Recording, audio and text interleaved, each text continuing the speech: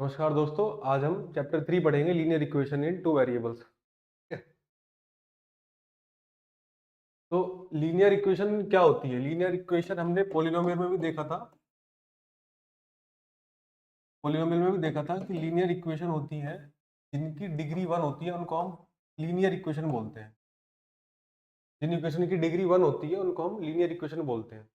तो ऐसी इक्वेशंस को लिखना कैसे है, ऐसी इक्वेशंस को सोल्व कैसे करना है, वो हम इस चैप्टर में। डिग्री 1 का मतलब है कि इसमें हाईएस्ट पावर कितनी होगी वेरिएबल की? हाईएस्ट पावर होगी वेरिएबल की 1 होगी। जैसे एग्जांपल कि मैं लिखूं 3x प्लस 2 इक्वल्स टू 9। ये एक इक्वेशन है और ये एक लीनियर इक्वेशन है क्योंकि इसमें वेरिएबल की हाईएस्ट पावर कितनी है? इसमें एक ही वेरिएबल है x और उसकी पावर है 1। इसमें हाईएस्ट पावर 1 है, इसका मतलब कि ये लीनियर इक्वेशन है। अगर हाईएस्ट पावर 2 हो तो उसको हम क्वाड्रेटिक बोलते हैं। इसमें वेरिएबल की हाईएस्ट पावर 2 है तो ये क्वाड्रेटिक है। हमको क्या पढ़नी है? हमको पढ़नी है लीनियर इक्वेशन जिसमें हाईएस्ट पावर होगी 1 और ऐसी लीनियर इक्वेशन जिसमें दो वेरिएबल होंगे इन टू वेरिएबल। तो ये तो linear equation in one variable है क्योंकि इसमें सिर्फ एक ही वेरिएबल है x। अगर हमारी इक्वेशन में दो वेरिएबल हो जाए लीनियर इक्वेशन, तो हम उसको बोलते हैं linear equation in two variable. यहाँ पे दो वेरिएबल है x और y, तो ये बन गई हमारी linear equation in two variable. इनके बारे में हमें पढ़ना है कि इनको रिप्रेजेंट कैसे करते हैं और इनका सोल्यूशन कैसे करते हैं। ठीक है, इनके रिप्रेजेंटेशन के भी दो मेथड होते हैं, एक अलजेब्रिक और एक ग्राफिकल। और सॉल्यूशन के भी दो ही मेथड होते हैं, एक अलजेब्रिक और एक ग्राफिकल। दोनों हमको सीखने हैं। चलो आगे चलते हैं। तो इस चैप्टर में हम क्या क्या सीखेंगे? Representation of linear equation in two variable. तो दो तरीके से रिप्रेजेंट कर सकते हैं हम, अलजेब्रिकली और ग्राफिकली। और टाइप्स ऑफ सॉल्यूशन भी। अच्छा, टाइप्स ऑफ सॉल्यूशन तो लीनियर इक्वेशन के तीन तरीके के सॉल्यूशन आ सकते हैं। या तो उसका यूनिक सॉल्यूशन होगा, या उसके इनफाइनाइट सॉल्यूशन आ सकते हैं, और या फिर उसका एक भी सॉल्यूशन नहीं आएगा, नो सॉल्यूशन। ये तीन कंडीशन होती हैं सॉल्यूशन की, कि या तो यूनिक सॉल्यूशन आएगा, या इनफाइनाइट सॉल्यूशन आएंगे, या फिर नो सॉल्यूशन आएगा। ये पता कैसे करते हैं कि क्या सॉल्यूशन आएगा इक्वेशन का, वो हमें आगे देखना है। एल्जेब्रिकल, अगर इक्वेशन दी है हमको एल्जेब्रिक फॉर्म में दी है अगर, तो उसका मेथड अलग है पता करने का। और ग्राफिकल में अगर दी है, मतलब हमको ग्राफ दिया है इक्वेशंस का, तब हम कैसे बताएंगे कि सॉल्यूशन कैसा आएगा, उसका मेथड अलग है। और फिर एंड में हमारा जो मेन टॉपिक है कि इनको सोल्व कैसे करते हैं। तो दो मेथड होते हैं सोल्व करने के। पहला होता है सब्स्टिट्यूशन मेथड और दूसरा होता है एलिमिनेशन मेथड। दोनों हमको पढ़ने हैं इस चैप्टर में। अब चलो शुरू करते हैं चैप्टर को। तो रिप्रेजेंटेशन मतलब कि लिखते कैसे हैं लीनियर इक्वेशन को, स्टैंडर्ड फॉर्म क्या है। तो एल्जेब्रिक जो मेथड है लीनियर इक्वेशन को लिखने का, वो है कि आपकी लीनियर इक्वेशन में दो वेरिएबल होने चाहिए। तो एक ले लिया हमने x, एक ले लिया y। ठीक है, इनका कुछ कोफिशिएंट भी हो सकता है, तो हमने x का कोफिशिएंट मान लिया a1 और y का कोफिशिएंट मान लिया b1। और कुछ कांस्टेंट भी होगा तो उसको हमने c1 मान लिया। तो ये पूरी जो एक इक्वेशन है, linear equation in two variable है। ऐसे ही दूसरी इक्वेशन लिखिए, linear equation in two variable. इसके कोफिशिएंट x का a2 है, y का b2 है और कांस्टेंट c2 है। तो हमने यहाँ पे दो इक्वेशन क्यों लिखी है लीनियर? तो क्योंकि दो वेरिएबल है ना हमारी इक्वेशन में, linear equation in two variable है। तो इक्वेशन में जितने वेरिएबल होते हैं उतनी ही इक्वेशन चाहिए होती है हमको सोल्व करने के लिए। मतलब कि अगर इक्वेशन में एक ही वेरिएबल है तो एक ही इक्वेशन से सोल्व हो जाएगी। अगर इक्वेशन में दो वेरिएबल है तो उसको सोल्व करने के लिए दो इक्वेशन लगेंगी। और अगर इक्वेशन में तीन वेरिएबल है तो तीन इक्वेशन चाहिए सोल्व करने के लिए। मतलब कि जितने वेरिएबल है उतनी ही नंबर ऑफ इक्वेशन हमको चाहिए सोल्व करने के लिए। इसलिए हमारे पास दो वेरिएबल है एक्स और वाई, तो हमें दो इक्वेशन की जरूरत पड़ेगी सोल्व करने के लिए। तो हमने पहली इक्वेशन मान ली a1x plus b1y plus c1 equals to 0। दूसरी इक्वेशन का मान लिया कि a2x plus b2y plus c2 equals to 0। ऐसे हम एल्जेब्रिकली रिप्रेजेंट करते हैं लीनियर इक्वेशन को। अच्छा, एग्जांपल भी देख लेते हैं। चलो एग्जांपल क्या होगा कि मैं लिखूं 2x plus 3y equals to 8, और मैंने लिख दिया माइनस का 2x माइनस का 8y इक्वल्स टू 13। ये दो इक्वेशन लिख दी मैंने। अब क्या ये स्टैंडर्ड फॉर्म में है? स्टैंडर्ड फॉर्म में ये नहीं है, क्योंकि स्टैंडर्ड फॉर्म होती है कि आपकी सारी चीजें एक तरफ हो और एक तरफ हो जाए जीरो। ठीक है, ये स्टैंडर्ड फॉर्म होती है। तो मतलब स्टैंडर्ड फॉर्म में लाने के लिए इस 8 को भी ध्यान लाना पड़ेगा मुझे। तो स्टैंडर्ड फॉर्म जो बनेगी इन दोनों इक्वेशंस की, हो जाएगी, पहली इक्वेशन बनेगी 2x प्लस 3y माइनस का 8 इक्वल्स टू 0। अब आ गई ये स्टैंडर्ड फॉर्म में। और दूसरी इक्वेशन क्या बनेगी, माइनस का 2x माइनस का 8y माइनस 13 इक्वल्स टू 0। अब ये स्टैंडर्ड फॉर्म में आ चुकी है। अब हम कंपेयर करते हैं अपनी इक्वेशंस को, a1 a2 b1 b2 c1 c2 की वैल्यूज कंपेयर करके बताते हैं क्या आएगा। तो a1 x का कोफिशिएंट पहली इक्वेशन में, तो a1 है यहाँ पे हमारा, a1 है 2, b1 है 3 और c1 है माइनस का 8। साइन भी देखना है हमको। c1 है माइनस का 8। सेकेंड इक्वेशन में a2 की वैल्यू है -2, b2 की वैल्यू है -8 और c2 की वैल्यू है -13। ठीक है, तो ऐसे हम अपनी स्टैंडर्ड अलजेब्रिक एक्सप्रेशन से, रिप्रेजेंटेशन से कंपेयर कर सकते हैं अपनी इक्वेशन को, और a1 a2 b1 b2 c1 c2 की वैल्यूज निकाल सकते हैं। ठीक है, चलिए अब ग्राफिकल मेथड, इक्वेशन को ग्राफ पे कैसे दिखाते हैं, मतलब कि इक्वेशन का ग्राफ कैसे बनाएंगे। तो ये लीनियर इक्वेशन है, लीनियर इक्वेशन का ग्राफ कैसा बनता है आप याद रखेंगे हमेशा कि लीनियर इक्वेशन का ग्राफ, लीनियर इक्वेशन का ग्राफ जो बनता है वो बनता है एक स्ट्रेट लाइन, एक स्ट्रेट लाइन बनती है हमेशा। ठीक है, अब अगर हमें स्ट्रेट लाइन बनानी है किसी भी इक्वेशन के लिए, उसका अगर ग्राफ बनाना है, तो हमको स्ट्रेट लाइन बनाने के लिए मिनिमम कितने पॉइंट चाहिए होते हैं, 2 पॉइंट मिनिमम चाहिए होते हैं कोई भी यूनिक लाइन बनाने के लिए। भाई एक अगर लाइन बनानी है तो 2 पॉइंट चाहिए उसको बनाने के लिए। अगर मैं सिर्फ एक ही पॉइंट हो मेरे पास, तो उससे यूनिक लाइन नहीं बनने की है ना, ये तो इन्फिनाइट मैनी लाइंस पास कर सकती हैं। तो हमको तो अपनी इक्वेशन की लाइन चाहिए, तो मिनिमम 2 पॉइंट का रिक्वायरमेंट है कोई भी लाइन बनाने के लिए। ठीक है, अगर हमारे पास 2 पॉइंट मिल जाएंगे तो हम सिर्फ उनको ज्वाइन करके एक लाइन बना लेंगे। तो मतलब मुझे 2 पॉइंट ढूंढने हैं जो इस इक्वेशन पे आते हूँ। ठीक है, तो ग्राफ अगर मैं इसका बनाना चाहता हूँ तो मुझे 2 पॉइंट ढूंढने हैं इस इक्वेशन पे आने वाले। कैसे ढूंढूंगा मैं, तो मैं क्या करता हूँ, मैं टेबल बनाता हूँ एक्स और वाई की, टेबल बनाता हूँ और एक्स में कुछ वैल्यूज पुट करूंगा तो वाई में कुछ वैल्यू निकल के आएंगी। जैसे मैं एक्स में वह 0 पुट करता हूँ, एक्स में मैंने 0 पुट किया, तो जब ये इक्वेशन में मैं एक्स 0 पुट कर दूंगा, ये बन जाएगी 0 प्लस 2y इक्वल्स टू 8 और यहाँ से y आ जाएगा 4। ठीक है, तो जब मैंने x को 0 पुट किया तो y आया 4।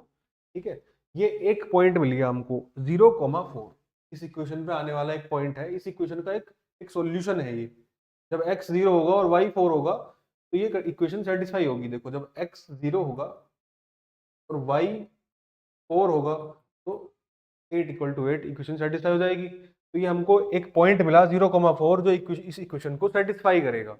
ऐसे ही हम दूसरा पॉइंट भी ले सकते हैं, x को 1 मान लेते हैं। x को हम अपनी मर्जी से कुछ भी मान लें, उसके अकॉर्डिंग y की वैल्यू आ जाएगी। या हम उल्टा भी कर सकते हैं, हम y को मान लें कुछ, उसके अकॉर्डिंग x की वैल्यू आ जाएगी। फिलहाल मैं x को 1 मानूं तो ये इक्वेशन बन जाएगी 1 प्लस 2y इक्वल्स टू 8 और यहाँ से y आ जाएगा हमारा 2y इक्वल्स टू 7 और y आ जाएगा 7/2। जब x 1 है तो y आएगा 7/2 यानी कि 3.5। ठीक है, अब हमको 2 पॉइंट मिल चुके हैं, एक 0,4 और एक 1,3.5। एक मिला हमको 0,4, एक मिल गया हमको 1,3.5। इन पॉइंट को अगर मैं यहाँ प्लॉट कर दूं ग्राफ पे तो मुझे एक लाइन मिलेगी जो कि इस इक्वेशन की होगी। ठीक है, तो मैं पहला पॉइंट प्लॉट करता हूँ 0,4, तो x पे मुझे 0 चलना है और y पे मुझे 4 चलना है, 1 2 3 4। ये रहा 0,4। दूसरा पॉइंट 1,3.5, मतलब x पे मुझे 1 चलना है और y पे 3.5, x पे 1 और y पे 3.5, मतलब यहाँ पे कहीं होगा 1,3.5। ये 2 पॉइंट मुझे मिले। अगर मैं इनको ज्वाइन कर दूं तो यही वो लाइन है, यही वो लाइन है जो इस इक्वेशन का ग्राफ, ठीक है। तो बन गया इस इक्वेशन का ग्राफ। ऐसे हम किसी भी लीनियर इक्वेशन का ग्राफ बना सकते हैं। हमको सिर्फ 2 पॉइंट चाहिए उस इक्वेशन के, जो उस इक्वेशन को सेटिस्फाई करते हो। वो हम पॉइंट कैसे निकालेंगे? टेबल बनाएंगे। x की वैल्यू अपने पास से कुछ भी पुट कर सकते हैं, पर मैंने छोटी वैल्यू लेनी है। हमको छोटी वैल्यू लेनी है ताकि हमारी कैलकुलेशन इजी हो। तो मैंने x को 0 मान लिया स्टार्टिंग में, तो y निकाल लिया, या फिर x को 1 मान लिया, तो दूसरा पॉइंट आ गया हमारा। ऐसे हम किसी भी इक्वेशन का ग्राफ बना सकते हैं।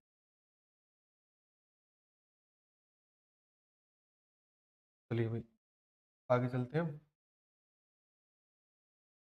Types of solution. अब कोई भी दो इक्वेशन होंगी हमारे पास, लीनियर इक्वेशन, तो उनका सॉल्यूशन कैसा कैसा आ सकता है? उनका सॉल्यूशन यूनिक आ सकता है। यूनिक का मतलब कि एक ही वैल्यू आएगी, x और y की एक ही वैल्यू आएगी। एक ही मतलब कि x की कुछ एक वैल्यू होगी, y की कुछ दूसरी कुछ अलग वैल्यू होगी, लेकिन वो दोनों वैल्यूज ही होंगी जो उस इक्वेशन को सेटिस्फाई करेगी। उसके अलावा कोई वैल्यू सेटिस्फाई नहीं करेगी। इनफाइनाइट मैनी सॉल्यूशन का मतलब कि इनफाइनाइट वैल्यू आ सकती है जो उस इक्वेशन को सेटिस्फाई करे। और नो सॉल्यूशन का मतलब कि ऐसी कोई वैल्यू एग्जिस्ट नहीं करेगी जो हमारी इक्वेशन को सेटिस्फाई करे, ठीक है। 3 तरीके के सॉल्यूशन होते हैं, यूनिक, इनफाइनाइट और नो सॉल्यूशन। सॉल्यूशन का मतलब क्या होता है? Meaning of solution. सॉल्यूशन का मतलब होता है कि x और y की ऐसी वैल्यूज जो हमारी दोनों इक्वेशन को सेटिस्फाई कर दें। x और y की ऐसी वैल्यूज जो दोनों इक्वेशन को सेटिस्फाई करें कहलाएंगी उन इक्वेशन का सॉल्यूशन, ठीक है। Values of x and y which satisfy all the given equations is solution. जैसे ये दो इक्वेशन है, ठीक है, इनका इसका सॉल्यूशन है 1,2। सॉल्यूशन का मतलब ये हुआ कि जो 1,2 है ये दोनों इक्वेशन को सेटिस्फाई करेगा। देखो कैसे सेटिस्फाई करेगा। तो x1 है हमारा, पहले हम x की वैल्यू लिखते हैं फिर y की लिखते हैं। x1 है, y2 है। तो पहली इक्वेशन में अगर x1 और y को 2 रखूं मैं, तो मुझे 5 मिल रहा है। 5 इक्वल्स टू, तो इस वैल्यू ने x y की वैल्यू ने पहली इक्वेशन को सेटिस्फाई किया और ये वैल्यू दूसरी को भी सेटिस्फाई कर देगी। इसका मतलब ये दोनों इक्वेशन का सॉल्यूशन है। तो दूसरी इक्वेशन क्या है? 2 इंटू एक्स मेरे को 1 रखना है, प्लस 3 इंटू वाई मुझे 2 रखना है। तो 2 1 जा 2 और ये 8 आना चाहिए। 2 और 6 8 equals to 8, LHS equals to RHS। देखो ये वाली इक्वेशन को भी इसने सेटिस्फाई किया, मतलब कि x और y की ऐसी वैल्यूज जो दोनों इक्वेशन को सेटिस्फाई कर दे उन दोनों इक्वेशंस का सॉल्यूशन होंगी। तो अगर ऐसी एक ही वैल्यू एग्जिस्ट करती है, एक ही पेयर एग्जिस्ट करता है अगर ऐसा, तो इन दोनों इक्वेशन का यूनिक सॉल्यूशन है। अगर ऐसे ऐसे कई सारे इनफाइनाइट सॉल्यूशन एग्जिस्ट करते हैं, मतलब कि इन दोनों इक्वेशंस के इनफाइनाइट मेनी सॉल्यूशंस हैं। और अगर ऐसा कोई सॉल्यूशन एग्जिस्ट नहीं करता, इसका मतलब कि इस इक्वेशन का नो सॉल्यूशन, कोई सॉल्यूशन नहीं है, ठीक है। तो सॉल्यूशन का मतलब आप समझ गए क्या होता है? एक्स और वाई की ऐसी वैल्यूज जो दोनों इक्वेशन को सेटिस्फाई करे, वो उसका सॉल्यूशन होगा, ठीक है। अब अगर हमें एल्जेब्रिक फॉर्म में इक्वेशंस दिए हैं, हमको लीनियर इक्वेशन एल्जेब्रिक फॉर्म में दिए हैं, तो हम कैसे बताएंगे कि देखकर कि इनका सॉल्यूशन कैसा आने वाला है? इनका सॉल्यूशन यूनिक आएगा या फिर इनफाइनाइटली मैनी आएगा या फिर नो सॉल्यूशन आएगा? तो उसके लिए एक मेथड है। हम क्या चेक करेंगे? हम a1 a2 b1 b2 c1 c2 इनकी वैल्यूज को कंपेयर करेंगे, ठीक है। अगर a1 बाई a2 इक्वल आता है, नॉट इक्वल आता है b1 बाई b2 के, तो यूनिक सॉल्यूशन होगा हमारी इक्वेशंस का, यूनिक सॉल्यूशन होगा। अगर a1 बाई a2 इक्वल आता है b1 बाई b2 के, लेकिन C1 बाई C2 के भी इक्वल आ रहा है, ये तीनों इक्वल आ रहे हैं, तो इसका मतलब कि इन्फिनाइटली मैनी सॉल्यूशन होंगे। और अगर A1 बाई A2 इक्वल आता है B1 बाई B2 के, लेकिन C1 बाई C2 के इक्वल नहीं है, तो इसका मतलब कि नो सॉल्यूशन होगा, ठीक है। ये आपको याद रखना है। ये आपको याद रखना है। यहाँ से क्वेश्चन हमारे एग्जाम में भी आते हैं। तो क्या याद रखना है हमको कि अगर a1/a2 नॉट इक्वल है b1/b2 के, सिर्फ इतना देखना है, a1/a2 और b1/b2 अगर ये नॉट इक्वल है तो इसका मतलब कि यूनिक सॉल्यूशन आएगा। और अगर ये इक्वल है तो फिर एक चीज और देखनी है कि क्या ये c1/c2 के भी इक्वल है। अगर है तो मतलब इनफाइनाइटली मैनी सॉल्यूशन, और अगर नहीं है c1/c2 के इक्वल तो इसका मतलब नो सॉल्यूशन, कोई सॉल्यूशन नहीं है।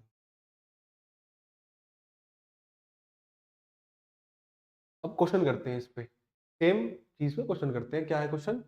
Find out whether the following pair of linear equation have unique solution, infinitely many solutions और नो सॉल्यूशन।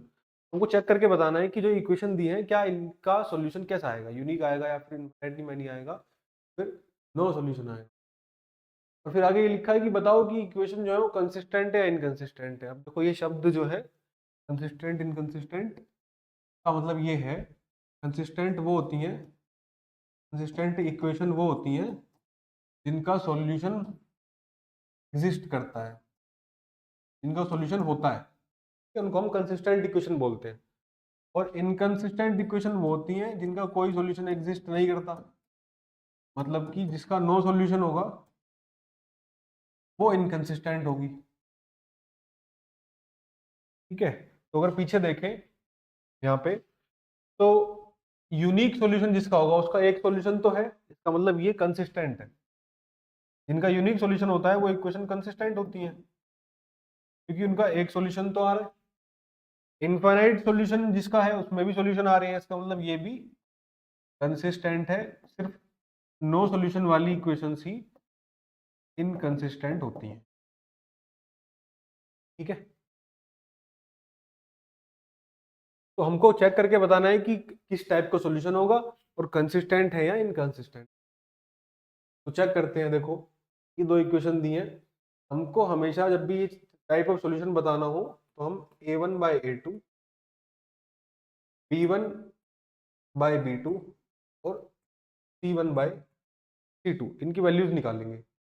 तो a1/a2, a1 क्या है 5 और a2 क्या है 7, 5/7। b1/b2 कितना आएगा यहाँ से -4/6, -4/6। और c1/c2 आएगा 8/-9, 8/-9। तो मुझे दिख रहा है कि ये दोनों इक्वल है नहीं, a1/a2 इक्वल नहीं है b1/b2 के। ठीक है, मतलब इतना काफी है, हम कह सकते हैं कि ये इनका सॉल्यूशन कैसा होगा, यूनिक सॉल्यूशन होगा।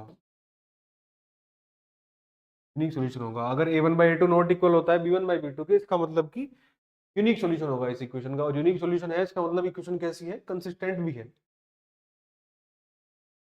इक्वेशन कैसी है, कंसिस्टेंट भी है।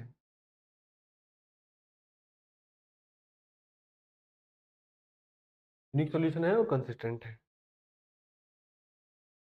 सेकंड, अच्छा फिर से हमको बताना है तो हम फिर से वही करते हैं, a1/a2, b1/b2 और c1/c2। ठीक है, तो a1/a2 की वैल्यू आएगी 6/2, 6/2। b1/b2 की वैल्यू आएगी -3 और -1, -3/-1। और c1/c2 आएगा 10/9, 10/9। ठीक है, तो कंपेयर करते हैं अब। ये वैल्यू बनेगी 3, 2 3 6, माइनस से माइनस कैंसिल आउट हो जाएगा, यहाँ पे भी 3 आएगा। और ये 10/9 है, ये ऐसे ही रहेगा। तो हमको दिख रहा है कि ये तो इक्वल है, a1/a2 इक्वल है b1/b2 के, लेकिन ये नॉट इक्वल है c1/c2 के। कौन सा केस बना ये, a1/a2 इक्वल है b1/b2 के लेकिन नॉट इक्वल है c1/c2 के। इस केस में क्या होता है, इस केस में आता है नो सॉल्यूशन। नो सॉल्यूशन यानी कि कैसा पेयर है ये इक्वेशंस का, इनकंसिस्टेंट है, इनकंसिस्टेंट पेयर ऑफ इक्वेशन है। अच्छा, अब हमको देखना है इसका फिर से, a1/a2, b1/b2 और C1/A2। A1/A2 आएगा यहाँ पे 9/18। A1 9 है, A2 18 है, 9/18। B1/B2 आएगा 3/6, 3/6 और C1/C2 आएगा 12/24, 12/24। इनको हम सिंप्लीफाई कर लेते हैं तो 9/18 बनेगा 1/2, ये भी 1/2, 9 1 9, 9 2 18, 3 1 3, 3 2 6, 12 1 12, 12 2 20। तो ये सारे ही हाफ के इक्वल आ रहे हैं, सब हाफ के इक्वल आ रहे हैं। इसका मतलब कि कौन सा केस है, A1/A2 equals to B1/B2 equals to C1/C2। ये केस होता है तो इसका मतलब कि इनफाइनाइट सॉल्यूशंस बनेंगे, इनफाइनाइटली मैनी सॉल्यूशंस। और इसका मतलब कि कंसिस्टेंट इक्वेशन है, इस इक्वेशन है कंसिस्टेंट है क्योंकि इसके कई सारे सॉल्यूशन आ रहे हैं।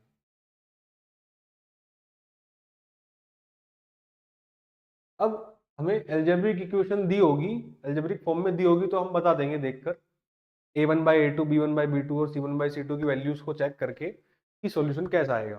ठीक है, अगर ग्राफिकल हमको ग्राफ दिया इक्वेशंस का तो उन्हें देख के कैसे बताएंगे। ग्राफिकल मीनिंग ऑफ सॉल्यूशन, पहले मीनिंग समझते हैं कि ग्राफिकल मीनिंग क्या है सॉल्यूशन का। एल्जेब्रिक मीनिंग तो हमने समझ लिया कि x और y की ऐसी वैल्यूज जो दोनों इक्वेशन को सेटिस्फाई करें वो सॉल्यूशन होती हैं। ठीक है, अब ग्राफिकल मीनिंग क्या है, तो x और y की ऐसी वैल्यूज जो दोनों इक्वेशन को सेटिस्फाई करें वो सॉल्यूशन होता है। अब जो हमने ग्राफ बनाया था इक्वेशन का, जो लाइन बनती है, तो दोनों इक्वेशन की लाइन बनेगी, तो ये जो पहली लाइन है इस पे जितने भी पॉइंट है, तो जितने भी पॉइंट है वो सब पहली इक्वेशन के सॉल्यूशन है। ठीक है, और जो दूसरी लाइन है उस पे जितने भी पॉइंट है, उस पे जितने भी पॉइंट होंगे वो सब दूसरी इक्वेशन के सॉल्यूशन होंगे। ठीक है, अब सॉल्यूशन वो होता है ऐसा पॉइंट जो दोनों इक्वेशन को सेटिस्फाई करे। अब इन दोनों इक्वेशन को सेटिस्फाई करने वाला पॉइंट वो होगा जो दोनों लाइनों पे आएगा, है ना। जो पॉइंट दोनों लाइन पे आएगा वही तो दोनों को सेटिस्फाई कर पाएगा। तो क्या ये पॉइंट दोनों लाइन पे आ रहा है, नहीं, दोनों लाइन पे एक ही पॉइंट आ रहा है जहां पे ये दोनों लाइन इंटरसेक्ट कर रही है। तो ये वो पॉइंट है एक्स और वाई की वैल्यूज का, ये वो पॉइंट है जो दोनों लाइन पे आ रहा है, मतलब कि ये लाइन 1 को भी सेटिस्फाई करेगा, इक्वेशन 1 को भी सेटिस्फाई करेगा और इक्वेशन 2 को भी सेटिस्फाई करेगा। यही वो सॉल्यूशन है, यही वो सॉल्यूशन है। तो क्या सॉल्यूशन होता है ग्राफिकल मीनिंग में, कि जहां पे दोनों इक्वेशन की लाइन इंटरसेक्ट करती हैं, जहां पे दोनों इक्वेशन की लाइन इंटरसेक्ट करती हैं वहीं पे पॉइंट होता है जो दोनों इक्वेशन को सेटिस्फाई करता है, मतलब वही वो पॉइंट होता है जो सॉल्यूशन होता है। जहां पे दोनों इक्वेशन की लाइनें इंटरसेक्ट करेंगी वहीं पे हमारा सॉल्यूशन होगा। अब ये स्ट्रेट लाइन है, कितनी बार इंटरसेक्ट कर सकती है, ज्यादा से ज्यादा एक ही बार। भाई अब घूम के तो वापस नहीं कर सकती इंटरसेक्ट ये दोबारा, है ना। तो मैक्सिमम एक बार काट सकती है ये, नहीं नहीं नहीं, मिनिमम एक बार काट सकती है, नहीं, ये एक बार काट सकती है और इनफाइनाइट बार काट सकती है, और ऐसा भी हो सकता है कि एक बार भी ना काटे। तो अगर एक बार काट रही है तो इसका मतलब कि एक ही सॉल्यूशन होगा, जितनी बार काटेंगी उतना ही सॉल्यूशन मिलेंगे। तो अगर एक बार काटेगी तो एक सॉल्यूशन मिलेगा, अगर इनफाइनाइट बार काटेगी इनफाइनाइट सॉल्यूशन मिलेंगे, और अगर एक बार भी नहीं काटेगी तो इसका मतलब नो सॉल्यूशन मिलेंगे, क्योंकि कोई भी कॉमन पॉइंट हमको नहीं मिलने का है। इस केस में एक कॉमन पॉइंट है जो दोनों पे आ रहा है, तो ये हमारा सॉल्यूशन है। ठीक है,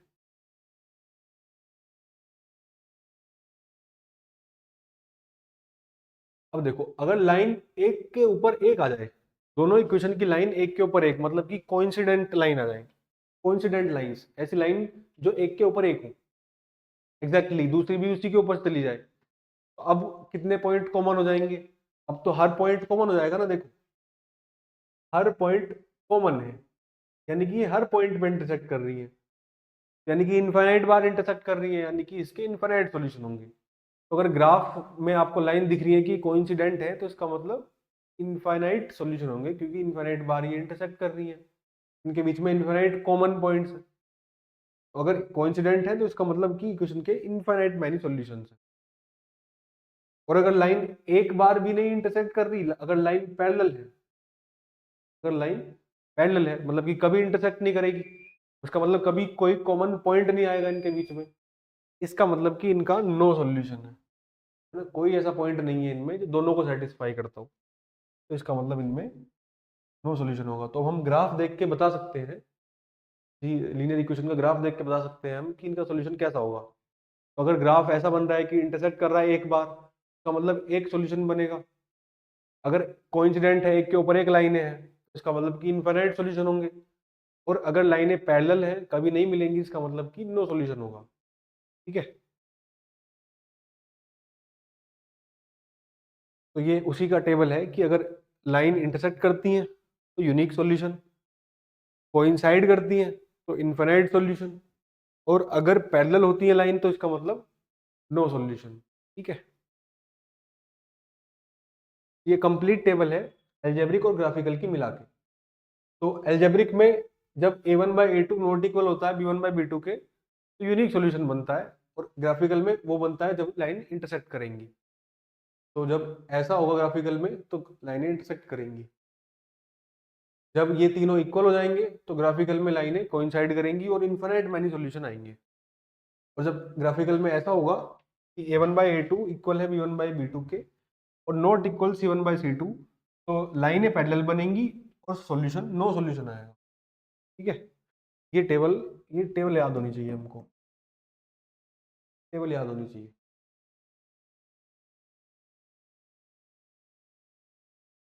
हाँ, अब इसी पे बेस्ड क्वेश्चन करते हैं। हमको बताना है कि कैसी लाइनें बनेंगी इन इक्वेशन की ग्राफ पे।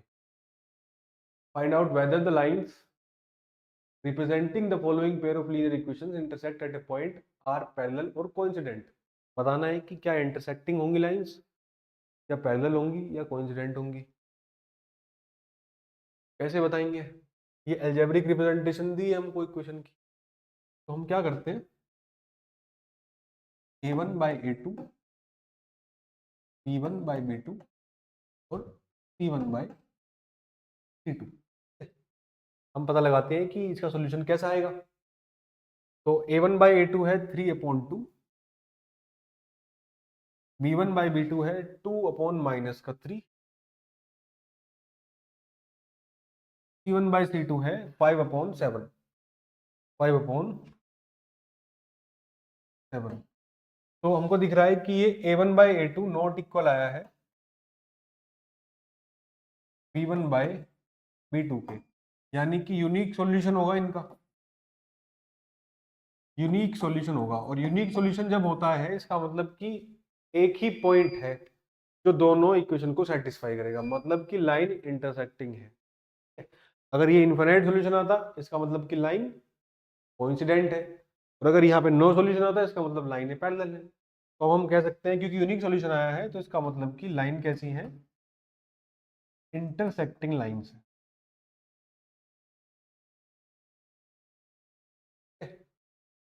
चलिए एक और क्वेश्चन करते हैं, फिर से हम बताएंगे लाइंस कैसी हैं। तो पहले हम देख लेते हैं सॉल्यूशन कैसा आएगा,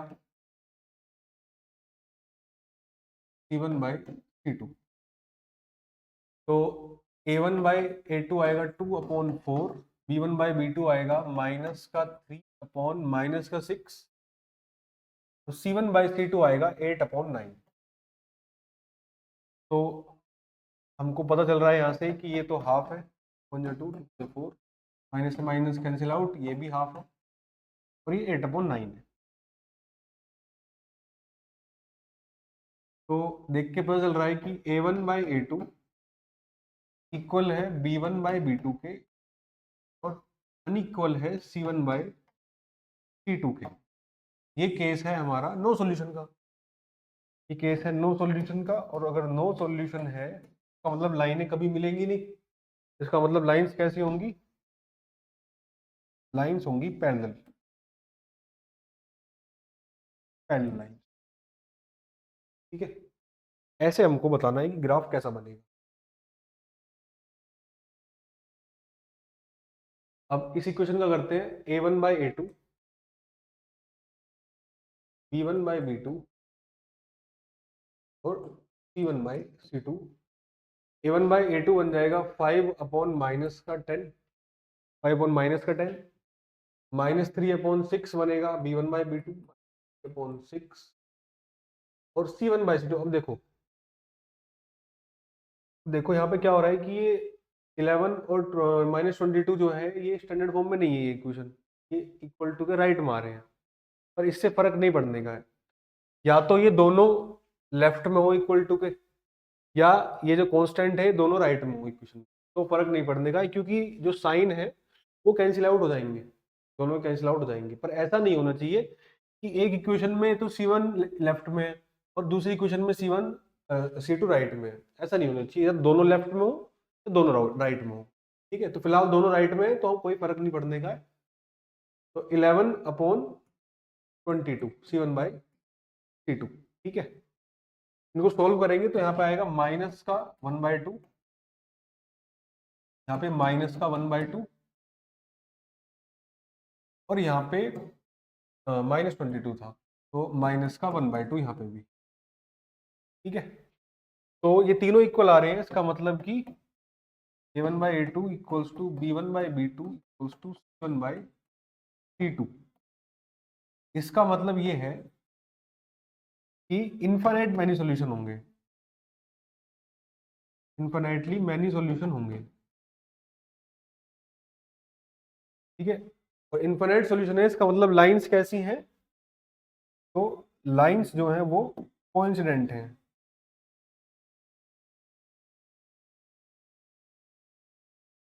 लाइंस कोइंसिडेंट है मतलब कि एक दूसरे के ऊपर आएंगी, अभी तो इनफाइनाइट सॉल्यूशन आ रहे हैं, इनफाइनाइट पॉइंट्स कॉमन है इनमें। ठीक है, ठीक है, अब हम सॉल्यूशन कैसे करते हैं। अब हमने टाइप्स ऑफ सॉल्यूशन तो देख लिया कि अगर एल्जेब्रिक फॉर्म में दिया है तो हम A1/A2 B1/B2 और C1/C2 करके बता सकते हैं कंपेयर करके, और अगर ग्राफिकल फॉर्म में दिया है तो भी हम बता सकते हैं लाइंस देखकर कि कैसी लाइनें हैं, इंटरसेक्टिंग है या पैरेलल है या फिर कोइंसिडेंट है, तो हम टाइप ऑफ सॉल्यूशन बता सकते हैं। अब हमें देखना है कि इक्वेशंस का सॉल्यूशन कैसे करते हैं, लीनियर इक्वेशन का सॉल्यूशन करते कैसे हैं, एक्स और वाई की वैल्यू कैसे निकालते हैं। तो इसके दो मेथड हैं, एक तो एल्जेब्रिक मेथड है और एक ग्राफिकल मेथड है। ठीक है, पहले हम ग्राफिकल मेथड समझते हैं, ग्राफिकली कैसे सोल्व करना है इक्वेशंस को। फिर नेक्स्ट पार्ट में जो एक्सरसाइज सेकंड है उसमें हम सीखेंगे कि एल्जेब्रिकली कैसे सोल्व करते हैं। फिलहाल हम ग्राफिकली देखते हैं। तो ये क्वेश्चन है, check graphically whether the pair of equation is consistent or not, और if so solve them graphically. अगर ये कंसिस्टेंट है तो इनको ग्राफिकली दिखाओ, सोल्व करके दिखाओ। तो सोल्व करते हैं। इक्वेशन क्या है, x+3y equals to 6, x+3y equals to 6, और दूसरी इक्वेशन ये रही। ठीक है, हमको चेक करना है कि इनका सॉल्यूशन कैसा होगा, कंसिस्टेंट होगा या नहीं होगा। कंसिस्टेंट मतलब कि सॉल्यूशन आएगा या नहीं आएगा, वो पता कैसे करेंगे, हम ना ग्राफ बनाएंगे। ग्राफ बनाने के लिए हमको दो पॉइंट चाहिए इक्वेशन के, पहले इसका ग्राफ बनेगा फिर दूसरी इक्वेशन का ग्राफ बनेगा। ठीक है, दोनों इक्वेशन का ग्राफ बनेगा। तो हम बनाते हैं टेबल, तो दो पॉइंट चाहिए एक्स और वाई के दोनों इक्वेशन से। तो पहली इक्वेशन का ग्राफ बनाते हैं और वाई। ठीक है, अब मैं चाहूं तो एक्स को कुछ भी रख सकता हूं अपनी मर्जी से, 1 2 3 4 5 6 10 कुछ भी, है ना। उसके अकॉर्डिंग वाई की वैल्यू आ जाएगी। पर मुझे कौन सी रखनी चाहिए, मुझे चाहिए स्मॉल स्मॉल वैल्यू। अगर मैं 1000 रखूँ तो मुझे ग्राफ भी 1000 तक बनाना पड़ेगा, है ना। तो इसलिए मैं छोटी वैल्यू रखूंगा और छोटा आंसर आएगा, मेरा ग्राफ भी इजिली बन जाएगा। तो फिलहाल मैं क्या करता हूँ, एक्स को 0 रखूंगा तो y2 आएगा। तो मैं x को 0 रखता हूँ, मतलब इक्वेशन में x को 0 रखूंगा तो y की वैल्यू 2 आएगी। ठीक है, एक पॉइंट मिल गया मुझे, 0,2। अब मैं एक काम करता हूँ, मैं y को 0 रख लेता हूँ दूसरी बार में। पहले मैंने x को 0 रखा तो y की वैल्यू 2 आई। दूसरी बार में मैं y को 0 रख लेता हूँ, देखता हूँ x की वैल्यू क्या आएगी। तो y को 0 रखता हूँ, x+3 × 0 = 6, तो x की वैल्यू आई 6। जब y 0 है, x आएगा 6। दो पॉइंट मिल गए मुझे, 0,2 और 6,0। ठीक है, पहली इक्वेशन के 2 पॉइंट मिल चुके हैं, तो इनको प्लॉट कर लेते हैं। प्लॉट कर लेते हैं अपने ग्राफ पे। तो 1 2 3 4 5 8 1 2 3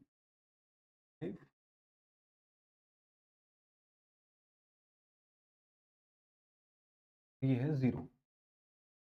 तो हम पहली इक्वेशन को प्लॉट करते हैं। 0,2 0,2 एक्स पे 0, एक्स पे 0 और वाई पे 2। तो ये पॉइंट है पहला 0,2। दूसरा पॉइंट होगा 6,0 एक्स पे 6 वाई पे 0। एक्स पे 6 और वाई पे कहीं चलना हमको, वाई पे 0। ये 2 पॉइंट मिले हमको पहली इक्वेशन के, इनको ज्वाइन कर देंगे तो हमको मिल जाएगी वो लाइन जो हमारी इक्वेशन की ग्राफ है। ठीक है, अब दूसरी इक्वेशन का ग्राफ बनाते हैं। दूसरी इक्वेशन का ग्राफ बनाते हैं, उसके लिए फिर से इस इक्वेशन के 2 पॉइंट चाहिए हमको। 2 पॉइंट चाहिए फिर से, और वाई फिर से वही करेंगे हम। एक्स को 0 रख रहा हूं मैं, तो 0 रखूंगा तो वाई की वैल्यू मिलेगी मुझे -3y इक्वल्स टू 12 और y मिलेगा मुझे -4। ठीक है, तो जब मैं x को 0 रखता हूं तो y मिलेगा -4। और दूसरी बार में मैं क्या करता हूं, पहले मैंने x को 0 रखा तो y आया -4। अब मैं y को 0 रख के देख लेता हूं। तो जब मैं y को 0 रखूंगा, यहाँ पे y को 0 रखूंगा, तो x की वैल्यू आएगी 6। x की वैल्यू आएगी 6। ठीक है, तो मुझे 2 पॉइंट मिले यहाँ से भी, एक 0, -4, एक 6,0। इनको प्लॉट करते हैं। तो 0, -4 एक्स पे 0 और वाई पे -4, ये वो पॉइंट है। और दूसरा पॉइंट क्या है, 6,0 एक्स पे 6, एक्स पे 6 और वाई पे 0, मतलब कि सेम पॉइंट है ये वाला जो पिछली इक्वेशन में आया था। तो इनको ज्वाइन कर दें अगर फिर से, तो ये बनेगी दूसरी इक्वेशन की लाइन। ठीक है, ये दोनों लाइन क्या इंटरसेक्ट कर रही है, ये इंटरसेक्ट कर रही है इस पॉइंट पे 6,0 पे।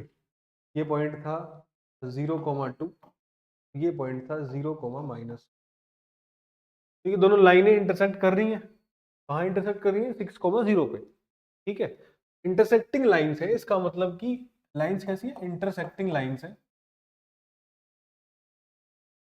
इंटरसेक्टिंग लाइंस है, इसका मतलब कि यूनिक सॉल्यूशन है। इसका मतलब कि यूनिक सॉल्यूशन है, यूनिक सॉल्यूशन है। और यूनिक सॉल्यूशन का मतलब है कि कंसिस्टेंट है,